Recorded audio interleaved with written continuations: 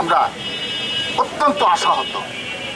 আমরা ব্যথা তোর হৃদয়ে বলছি যে এই ধরনের দুঃসাহস সংবাদপত্রের উপর দেখাবেন না। নিরপেক্ষ নিরাপত্তা চাই, আমরা আমাদের নিরাপত্তা চাই।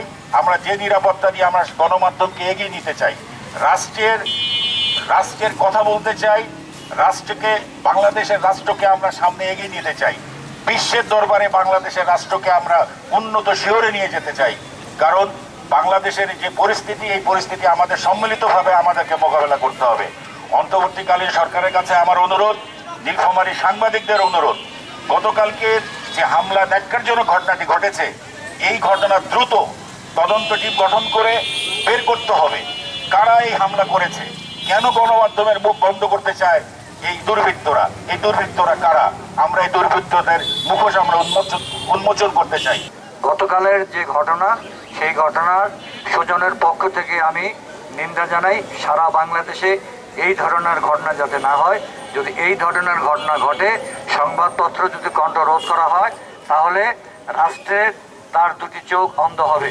আমি মনে করি এটার একটা বিচার হওয়া উচিত। এই সরকারের কাছে আমার নিবেদন এবং দাবি, সেটি হচ্ছে ওই হামলার সঙ্গে যারা জড়িত তাদেরকে দ্রুত আইনের আওতায় এনে বিচার করা হোক। কারণ সংবাদপত্রের লোকজন, মিডিয়ার লোকজন কোনো কারো পুত্র নয়। মিডিয়া হচ্ছে রাষ্ট্রের চলতে ফোর্থ স্টেট, এটাকে রক্ষা করার দায়িত্ব হচ্ছে সরকারের। গতকালকে যে ন্যাক্কারজনক ঘটনাটি ঘটেছে, এই যে কালের কণ্ঠ, ডেইলি সান সহ তার অঙ্গ প্রতিষ্ঠানগুলোর উপরে এই হামলা আমাদের উপরে হতে পারে। আমরা অত্যন্ত আশাহত। আমরা ব্যথা তোর হৃদয়ে বলছি যে এই ধরনের দুঃসাহস সংবাদপত্রের উপর দেখাবেন না।